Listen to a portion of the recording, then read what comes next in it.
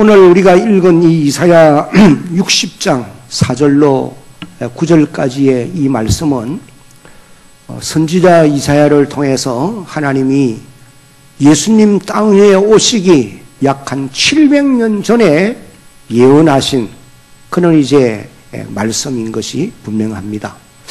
선지자 이사야를 통해서 하나님이 여기 약속하고 있는 그런 예언의 말씀은 크게 세 가지로 요약을 할 수 있습니다. 그 첫 번째는 세계 만민 중에서 하나님의 택함을 받은 백성들이 시온성으로 예루살렘으로 돌아오게 할 것이다. 이것을 이제 말씀을 하시고 계세요. 그리고 이제 두 번째는 그들이 돌아오면서 가지고 오는 많은 재물과 그리고 은금 부하로 인해서 시온성이 풍요롭게 되어질 것이다. 이것을 예언을 하고 있습니다. 그리고는 이제 세 번째는 돌아온 그들로 하여금 성전을 건축하게 하고 또 성전 제사를 회복하게 되므로 하나님이 하나님의 집을 영화롭게 해주시는 이런 놀라운 역사가 일어나게 될 것이다. 이것을 이제 오늘 이 본문을 통해서 크게 세 가지로 예언을 하고 있는 그런 말씀이에요. 여러분, 이 예언의 말씀은 1차적으로 문자적인 의미에서는 유다 백성들에게 적용되어진 말씀이라고 보시면 되는 것입니다. 그러나 넓은 의미로 보면은 이 땅에 하나님께서 이제 세우실 하나님의 교회를 통해서 많은 사람들이 구원의 자리로 돌아오는 그런 놀라운 역사, 신약시대에 하나님이 예수님을 이 땅에 보내시고 구원받은 하나님의 백성들을 불러 모아서 하나님의 교회를 이루게 될 것인데 그 교회를 부흥케 해 주실 것이다라고 하는 그런 약속의 말씀으로 우리가 받으면 된다는 것입니다. 여기 7절을 다시 한번 봅니다. 게달의 양무리는 다 7절을 한번 같이 읽어봅니다. 시작. 게달의 양무리는 다 내게로 모일 것이요 느바요스의 순양은 내게 공급되고 내 제단에 올라 기꺼이 받음이 되리니 내가 내 영광의 집을 영화롭게 하리라. 여기 내 영광의 집, 이건 구약시대는 예루살렘 성전을 가리키는 말씀이었습니다. 그러나 신약시대에는 하나님의 교회를 가리키는 말씀으로 우리가 이해를 하시면 되겠습니다. 그리고 영화롭게 하리라. 영화롭게 한다고 하는 말은 아름답게 한다. 또 혹은 번성하게 한다는 그런 의미의 말씀입니다. 그리고 하나님께서 선지자 이사야를 통해서 내가 내 영광의 집을 영화롭게 하리라고 하시는 이 말씀은 오늘 이 시대에는 하나님께서 하나님의 교회를 부흥케 하리라라고 하는 말씀이라고 하는 것을 우리가 기억을 하실 필요가 있겠습니다. 한번 따라하겠습니다. 하나님의 교회를 크게 따라하세요. 하나님의 교회를 부흥케 하리라. 그러면은 하나님께서 어떻게 하심으로 교회를 부흥케 해 주실 것이냐, 이제 몇 가지 우리가 생각해 볼 수가 있는데, 그 첫 번째는 같이 한번 읽어봅니다. 시작. 하나님의 백성들을 모여오게 하심으로 부흥케 하실 것입니다. 4절을 읽어보면은 네 눈을 들어 사방을 보라. 무리가 다 모여 내게로 오느니라. 네 아들들은 먼 곳에서 오겠고 네 딸들은 안기어 올 것이라. 이렇게 이제 말씀을 하시고 계십니다. 그리고 또 이어서 8절과 9절의 말씀을 읽어보면은 여기 이제 저 구름같이 8절에 보면은 저 구름같이 이런 표현은 많은 숫자를 의미하는 말씀이에요. 히브리서 12장 1절을 읽어보면은 하늘에 허다한 구름과 같이 하늘에 허다한 정인들이 그런 표현을 하고 있어요. 그러니까 많은 사람을 비유적으로 표현할 때 구름같이 그렇게 이제 표현한 말씀으로 이해를 하시면 됩니다. 그러면은 비둘기들이 보금자리로 돌아오는 것 같이, 이 말은 구원받은 자들이 돌아오는 모습을 이제 비유적으로 표현한 말씀이에요. 그리고는 또 9절 마지막에 보면은 내 자손과 이 선택된 백성들을 말합니다. 그 섬들이, 이건 지중해 연안에 있는 여러 나라들을 비유적으로 표현하는 그런 말씀들이라고 보시면 돼요. 그러니 그 이방 나라들 가운데서도 하나님이 구원 주시기로 작정된 그 많은 사람들이 이제 구원을 받아 예루살렘으로 돌아오는 이런 놀라운 역사가 있게 되어질 것이다. 그렇게 이제 말씀을 하시고 계시는 것입니다.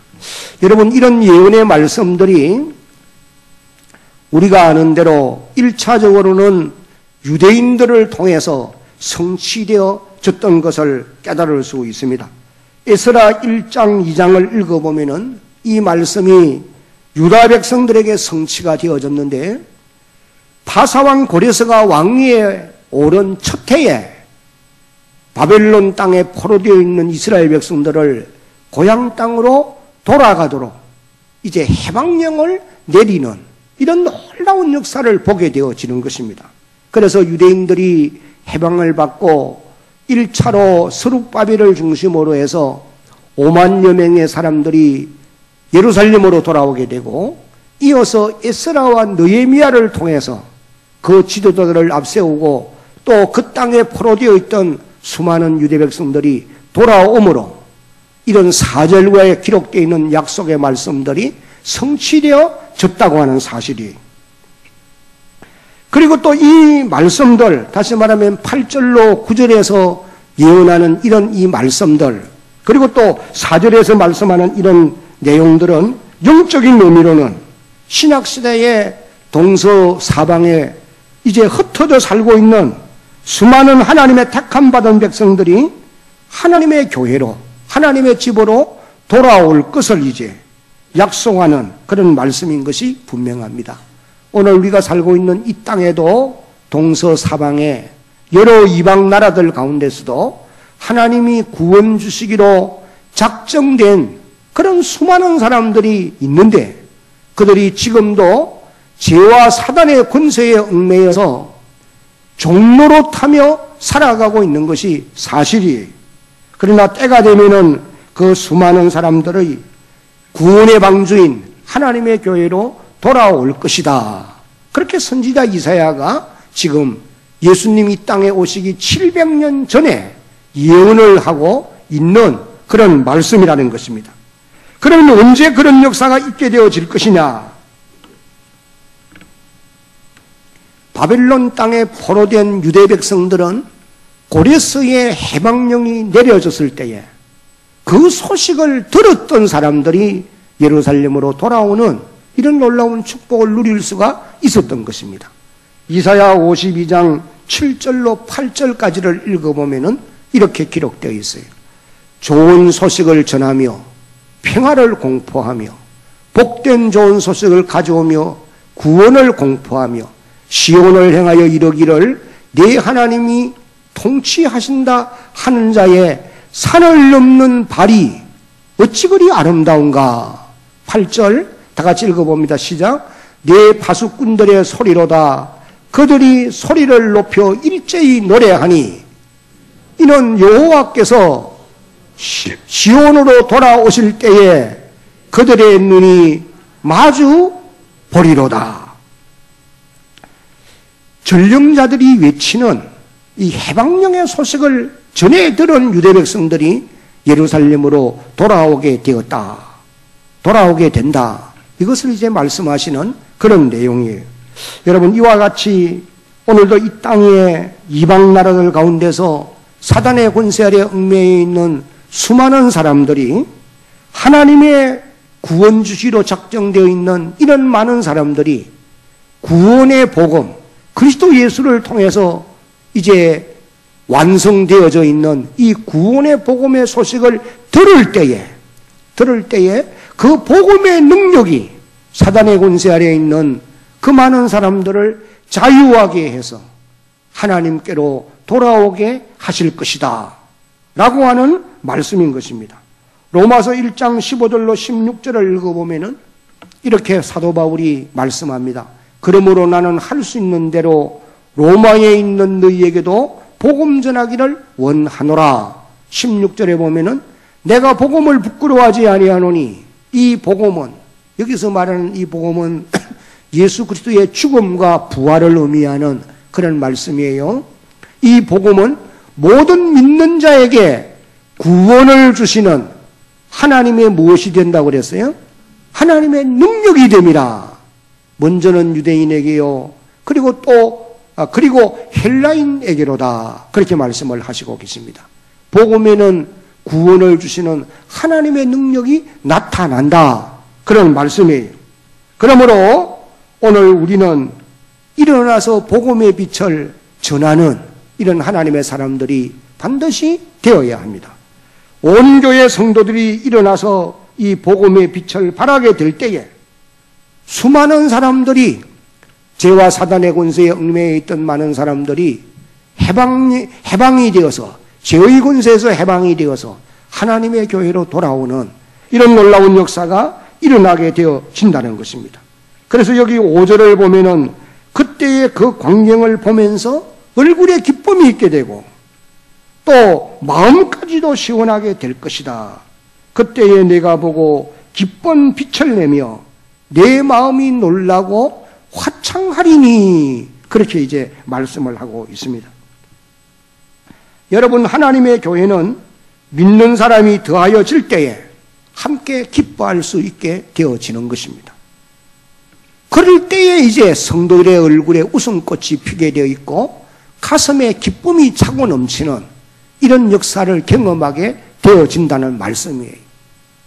여러분, 여러분의 가정에 어린 자녀들이 탄생함으로 인하여서 그 자녀들로 인한 부모의 기쁨이 충만한 것처럼 하나님의 교회도 마찬가지라는 거예요.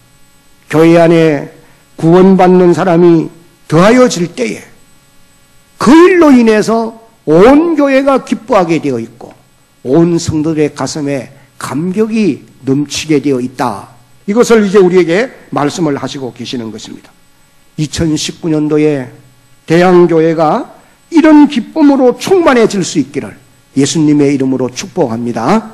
그러므로 우리 모든 성도들은 이 약속의 말씀을 마음에 기억하고 이 약속이 이루어지도록 기도해야 될 뿐 아니라 또 한 걸음 나아가서 여러분 자신들이 여러분의 자리에서 일어나서 구원의 빛을 바라는 사람들이 되어짐으로 말미암아 여러분들 때문에 많은 사람들이 주께로 돌아오므로 여러분의 자신이 기뻐하고 하나님의 교회가 즐거워할 수 있는 그런 놀라운 역사가 일어나야 될 줄로 믿으시기 바랍니다.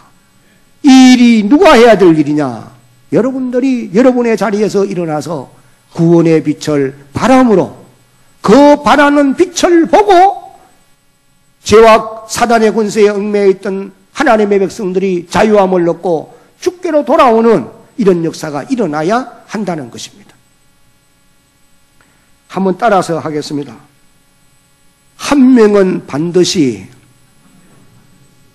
다 따라하세요. 한 명은 반드시 전도해야 합니다. 제가 이 말씀은 첫 주일날 말씀을 드리면서 여러분들에게 간곡하게 당부의 말씀을 드렸어요. 금년 이 한 해 동안에 여러분들이 다 같이 주님을 사랑하는 마음으로 일어나서 복음의 빛을 전해서 생명을 구원하되 반드시 한 사람 이상은 전도해야 된다. 이 말씀을 드렸습니다. 한 번 더 따라하겠습니다. 반드시 한 명은 전도하겠습니다. 이 마음의 결심을 가지고 이 한 해를 살아갈 수 있는 대한교회 모든 성도들이 되기를 예수님의 이름으로 다시 한번 축복합니다. 두 번째, 하나님께서 교회를 어떻게 함으로 부흥케 해주실 것이냐? 다 같이 한번 읽어봅니다. 시작. 바다의 부와 이방 나라들의 재물을 보내주심으로 부흥케 하실 것입니다. 5절 하반절을 읽어보면은 이는 바다의 부가 내게로 돌아오며 이방 나라들의 재물이 내게로 옴이라. 그렇게 말씀을 하시고 계시고, 그리고 이제 이어서 6절로 7절까지의 말씀을 읽어보면은 하나님의 집을 부욕해 하실 이방 나라들을 이제 말씀을 하시고, 그 나라들이 가지고 올 재물에 대해서 아주 구체적으로 그렇게 말씀을 하시고 계세요. 물론 이 말씀들은 문자 그대로 다 이루어지는 것은 아닌데, 이건 이제 영적인 의미로 우리에게 주시는 아주 중요한 교훈의 말씀이라고 보시면 될 것입니다. 여기 6절을 읽어보면은 미디안과 에바의 상인들이 어린 낙타를 가지고 돌아와서 예루살렘에 가득하게 할 것이며, 이것을 말씀을 하십니다. 여러분, 여기 미디안과 에바는 아브라함의 소생이라고 보시면 되고, 또 에바는 미디안의 장남이라고 창세기 25장을 읽어보면 기록하고 있습니다. 그리고 또 6절 하반절에 보면은 이 서바 사람들은 솔몬 왕 때에 많은 예물을 가지고 찾아왔던 그런 사람들입니다. 그 다음에 7절을 읽어보면은 게달과 느바요스의 사람들을 이제 언급합니다. 이 사람들은 이스마엘의 후손들이에요. 이런 사람들이 이제 많은 재물을 가지고 돌아와서 예루살렘을 부욕해 할 것이다, 그렇게 말씀을 하시고 계십니다. 여러분, 이 예언의 말씀들은 우리가 아는 대로 유다 백성들이 바벨론 땅에 포로되었다가 예루살렘으로 돌아올 때에 성취되어졌던 그런 말씀인 것을 알 수가 있습니다. 에스라 1장 2절로 6절까지의 말씀을 읽어보면 그것을 잘 알 수 있습니다. 바사왕 고레스는 말하노니 하늘의 하나님 여호와께서 세상 모든 나라를 내게 주셨고 나에게 명령하사 유다 예루살렘에 무엇을 건축하라? 성전을 건축하라 하셨나니, 하나님이 고레스 왕에게 그렇게 명령했단 말이에요. 3절에 이스라엘의 하나님은 참 신이시라. 너희 중에 그의 백성된 자는 다 유다 예루살렘으로 올라가서 이스라엘의 하나님 여호와의 성전을 어떻게 하라? 건축하라. 그는 예루살렘에 계신 누구시라고요? 하나님이시라. 4절 같이 읽어봅니다. 시작. 그 남아있는 백성이 어느 곳에 머물러 살든지 그곳 사람들이 마땅히 은과 금과 그 밖에 물건과 짐승으로 도와주고, 그 외에도 예루살렘에 세울 하나님의 성전을 위하여 예물을 기쁘게 드릴지니라 하였더라. 5절 시작. 이에 유다와 베냐민 족장들과 제사장들과 레위 사람들과 그 마음이 하나님께 감동을 받고 올라가서 예루살렘의 여호와의 성전을 건축하고자 하는 자가 다 일어나니, 6절 시작. 그 사면 사람들이 은그릇과 금과 물품들과 짐승과 보물로 덮고 그 외에도 예물을 기쁘게 드렸더라. 아멘. 하나님이 고레스를 통해서 이 명령을 내리게 하시고 바벨론 땅에 이 바벨론 사람들로 하여금 그들의 마음을 감동시켜서 예루살렘으로 돌아가는 유다 백성들에게 은금 보화를, 그리고 성전을 건축하는 데 필요한 재물을, 하나님께 올려드릴 예물을 드리게 해서 이제 예루살렘으로 돌아오는 그 수많은 사람들이 그 많은 소유를 가지고 돌아오게 되어졌다. 그런 하나님의 말씀인 것입니다. 그리고 또 6절로 9절까지에 기록되어 있는 이 말씀을 보면은 이 예언의 말씀들은 신약시대에 메시아가 오셔서 이루실 하나님 나라의 확장과 즉 교회를 위해서 필요한 물질을 하나님이 공급해 주실 것에 대한 약속의 말씀이라고 보시면 될 것입니다. 그러므로 우리는 여기서 중요한 교훈을 발견할 수 있는 것입니다. 그것은 하나님은 오늘도 하나님의 교회를 위해서 필요한 물질을 공급해 주신다는 거예요. 그리고 만약에 하나님의 교회가 필요로 한다면은 바다의 부와 이방 나라들의 재물까지도 보내어 주실 것이다. 이것을 우리에게 교훈해 주는 하나님의 말씀인 것입니다. 2019년 한 해 동안에 우리 대한교회와 그리고 모든 성도 여러분들이 이런 풍성한 물질을 공급받는 그런 은혜와 축복이 있기를 예수님의 이름으로 축복합니다. 그렇게 해서 여호와의 이름을 위해 마음껏 드릴 수 있는 그런 주의 백성들이 되어지기를 다시 한번 주님의 이름으로 축복합니다. 그 다음에 이제 세 번째는 하나님께서 어떻게 하심으로 교회를 부흥케 해주실 것이냐. 같이 한번 읽어봅니다. 시작. 성전 예배가 회복됨으로 부흥케 하실 것입니다.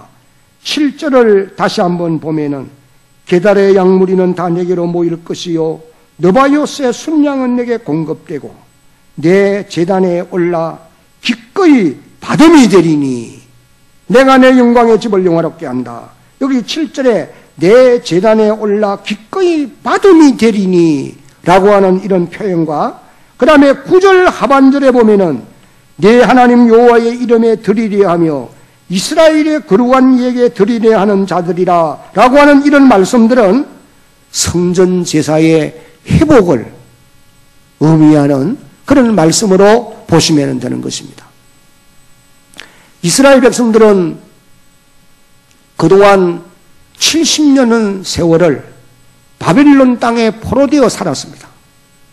그래서 그들에게는 성전이 없어요. 그러므로 성전 예배를 드릴 수가 없습니다.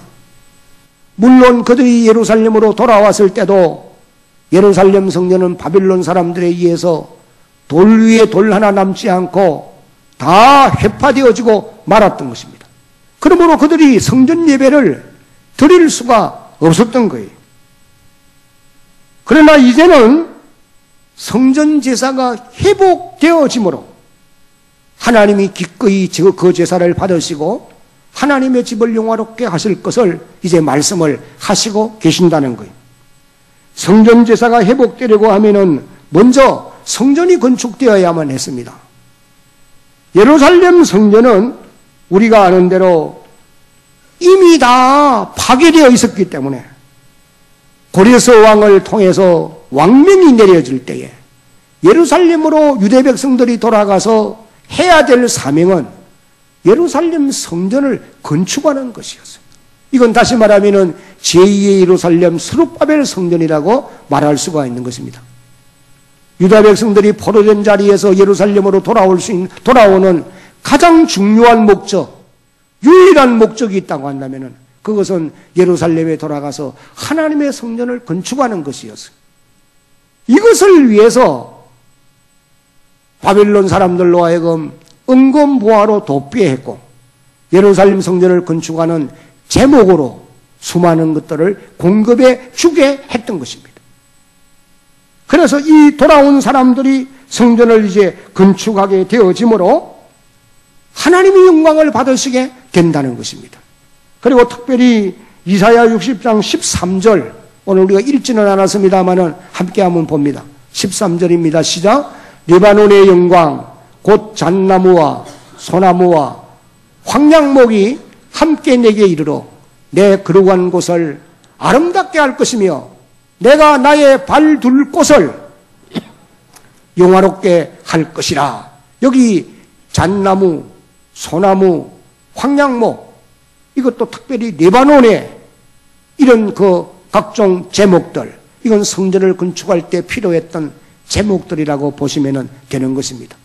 하나님이 이것들을 공급해서 제2의 예루살렘 성전을 건축하게 하고 또 여기에 필요한 제물들을 이제 그 제물들을 공급해서 성전 제사를 회복해 하는 이런 놀라운 역사를 하나님이 주실 것을 말씀을 하신 것입니다.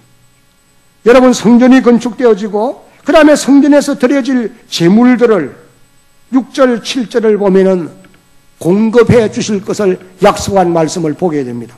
그 다음 제물이 공급되어졌는데 여기 특별히 보면은 게달의 양무리들, 느바요스의 순양들, 이것들이 다 하나님께 드려지는 그런 제물들로 사용되어진 것을 알 수가 있습니다. 이렇게 해서 하나님이 성전을 건축하게 하고 제물들을 공급해서 성전 제사를 회복시켜 주심으로 하나님의 집을 영화롭게 하는 이런 놀라운 역사가 있게 되어질 것이다. 이것을 말씀을 하셨고 그 약속의 말씀이 유대 백성들로 하여금 이루어졌던 것입니다. 사랑하는 성도 여러분, 오늘 우리 교회는 이 새 예배당을 완공하고 이곳에 들어온 지가 만 5년이 이제 지나가고 있습니다. 우리가 이곳에서 드리는 우리의 예배가 회복되어져야 한다는 것입니다.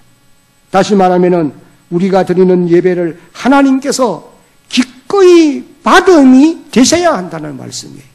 여기 기꺼이 받으신다는 말은 하나님이 기뻐하면서 우리의 예배를 연락해 주신다는 그런 의미의 말씀이에요. 그러므로 예배의 회복이 우선이고 예배의 회복이 참으로 중요한 것입니다. 신학자 바브잉크라고 하는 사람이 예배에 대해서 이렇게 말씀합니다. 교회의 존재 목적은 말씀과 기도와 찬양으로 하나님께 예배하기 위하여 존재하는 것이다. 예배하는 일은 너무나 중요하고 지배적이어서 한번 따라합시다. 교회의 생명과 같다. 교회의 생명이 어디에 있느냐? 하나님께 올려드리는 예배에 있다는 거예요. 그래서 세상에서 부름을 받았던 부름을 받은 하나님의 백성들은 제일 먼저 예배를 배워야 되고 예배의 기중성을 알고 예배를 드릴 줄 아는 이런 하나님의 사람들이 되어야 한다. 이것을 이제 우리에게 말씀하고 있는 것입니다. 성경은 그것을 명령하고 있어요. 역대상 16장 29절을 보면은 여호와의 이름에 합당한 영광을 그에게 돌릴지어다. 제물을 들고 그 앞에 들어갈지어다. 아름답고 거룩한 것으로 여호와께 경배할지어다. 시편 29편 2절은 소리내서 같이 한번 읽습니다. 시작. 여호와께서 그의 이름에 합당한 영광을 돌리며 거룩한 옷을 입고 여호와께 예배할지어다. 여기 거룩한 옷을 입고 개혁교회들은요, 어린 아이들도, 물론 이제 아예 어린 아이가 말하는 건 아니고, 초등학교에 다니는 이런 학생들이면은 딱 정장 차림을 해서 예배에 참여케 하는 이런 모습을 볼 수 있어요. 여러분들도 하나님 앞에 예배를 드리러 나올 때에 좋은 옷이란 말은 아니에요, 여기에. 구별된 옷이에요. 거룩한 옷이에요. 여러분들에게 있어서 가장 귀한 거, 이것을 입고 하나님께 나와서 예배를 하라는 거예요. 왜? 예배의 귀중성을 알기 때문이라는 거예요. 그냥 평상시에 있던 그런 모습으로 물론 그래도 와야지요. 그러나 예배를 귀히 여기는 사람들은 예배를 준비하게 되어 있는 것입니다. 여러분들이 요한복음 4장을 읽어보시면은 예수님께서 사마리아 여인을 만나서 대화하는 가운데 예배의 중요성을 이렇게 말씀을 하십니다. 예배하는 자는 영과 진리로 하나님께 예배할지니라 라고 말씀을 하신 다음에 요한복음 4장 23절을 읽어보면은 하나님 아버지께서는 자기에게 이렇게 예배하는 자들을 찾으시느니라. 예수님이 그렇게 말씀을 하셨어요. 왜 예배하는 자들을 하나님이 찾으실까요? 그 이유는 하나님이 그들을 만나주시고 그들에게 약속한 복을 주시기 위함인 줄로 깨달으시기를 바랍니다. 그래서 앞서간 믿음의 선진들은 다 하나같이 예배를 귀하게 여기고 예배의 귀중성을 알고 예배를 드리는 이런 아름다운 모습을 우리가 볼 수 있는 것입니다. 창세기 4장을 읽어보면은 가인과 아벨이 하나님 앞에 제사를 드려요. 물론 가인의 제사는 연락되지 못하고 아벨의 제사만 연락되지만은 이 두 아들들이 하나님께 드리는 제사를 중요성을 알았던 것이 분명합니다. 아마 아버지 아담으로부터 이것을 배웠을 것이. 노아도 하나님께 예배를 드리는 일이 얼마나 중요한 것을 알았기 때문에 방주에서 나오자마자 제일 먼저 한 일이 하나님께 번제를 드리는 일이었어요. 창세기 12장 1절 이후를 읽어보면은 우리의 믿음의 조상 아브라함이 하나님의 부름을 받고 가나안 땅으로 들어가서 가는 곳마다 제일 먼저 하는 일이 제사를 드리는 일이. 그래서 그의 아들 이삭도 그러했고 야곱도 그런 삶을 살았던 것을 보게 되어집니다. 이스라엘 백성들의 지도자인 모세도 광야에 머무는 동안 희생제사를 드리고 회막이 완성된 이후에는 회막 안에서 희생제사를 드리는 이런 모습을 우리가 보게 됩니다. 그 외에도 믿음의 선진들, 엘리야와 같은 사람은 열왕기상 18장, 19장을 읽어보면은 갈멜산상에서 하나님 앞에 번제를 드리죠. 그래서 하나님이 불로 그들에게 응답해 주시는 이런 놀라운 역사가 일어나게 된 것을 봅니다. 사도 요한 같은 사람은 요한계시록 1장에서 밤모섬으로 유배되어 가서 그곳에 머물면서 주일날 하나님 앞에 예배를 드리다가 교회 가운데 임재해 계시는 주님을 만나게 되어지는 이런 놀라운 역사를 경험하게 되어진 것이. 사랑하는 성도 여러분, 왜 하나님께서 오늘 우리가 드리는 이 예배를 귀하게 여기라고 말씀을 하시느냐? 여러분들이 드리는 예배를 귀하게 생각하라고 왜 하나님이 말씀하시느냐 하면은 예배를 통해서 하나님을 만나는 유일한 방법이 바로 예배를 통해서 하나님을 만나는 거예요. 타락한 인간은 하나님을 만날 수 없어요. 그러나 하나님이 우리에게 가르쳐 주신 예배의 방법을 따라서 하나님께 나갈 때에 하나님이 우리를 찾아와 만나 주시게 되어 있는 것입니다. 하나님의 형상대로 지음받은 모든 인생은 하나님을 만날 때에 가장 행복을 맛보게 되어 있고 또 한 걸음 나아가서는 인생의 모든 문제가 그분 앞에서 해결되어지는 줄로 여러분 믿으시기를 바랍니다. 인생은 그렇게 되게 되어 있어요. 언제가 최고의 행복을 할 때냐? 하나님을 만날 때. 그리고 그분을 만날 때 인생의 모든 문제가 다 해결되어져 가는 놀라운 역사를 경험하게 되는 것입니다. 그뿐만 아니라 왜 예배를 귀하게 여겨야 되느냐? 예배는 마침내 복을 받는 일이기 때문이다. 출애굽기 20장 24절 말씀을 이제 함께 한번 읽어봅니다. 다 같이 시작. 내게 토단을 쌓고 그 위에 내 양과 서로 내 번제와 화목 제물을 드리라. 내가 내 이름으로 기념하게 하는 모든 곳에서 내게 임하여 무엇을 주리라? 복을 주리라. 네가 토단을 쌓고 그 위에 내 양 서로 번제와 화목제를 드려라. 내가 내 이름을 기념하는 그곳에 내가 임재하여서 네게 복을 줄 것이다. 하나님의 약속의 말씀인 것입니다.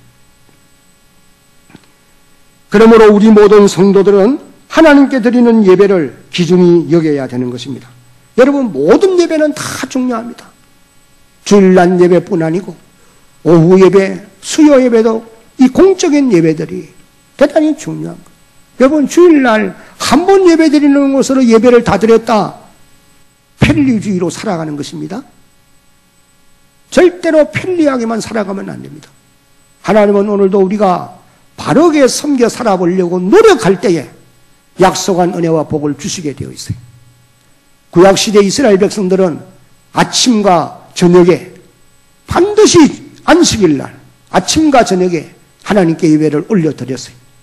오늘 이 시대를 살아가고 있는 여러분들도 이 일을 힘써야 할 것입니다. 주일을 구별되게 지키는 데는 것은 바로 아침과 오후에 하나님께 예배를 드려야 된다는 거예요. 모든 예배는 다 중요하다고 하는 사실을 깨달아 알고 예배를 미리 준비할 수 있는 여러분들이 되셔야 됩니다. 헌금도 준비하고 예복도 준비하고 마음가짐도 준비하고 기도도 준비하고 다 준비해서 드릴 수 있는 그런 주의 백성들이 되어야 하는 것입니다.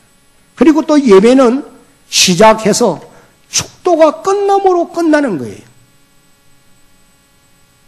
바라는 것은 여러분들이 드리는 성전 예배를 하나님께서 기뻐 받으심으로 예배가 회복되는 놀라운 역사가 있기를 주의 이름으로 당부드립니다. 이제 말씀을 맺겠습니다. 하나님께서 우리 교회에 구원받는 사람들을 더하여 주시고 또 바다의 부와 이방 나라들의 재물을 보내어 주시고 그리고 우리의 예배를 회복시켜 주심으로 하나님이 하나님의 교회를 부흥케 해주시는 이런 놀라운 역사가 이 한 해 동안에 일어날 수 있기를 예수님의 이름으로 축복합니다.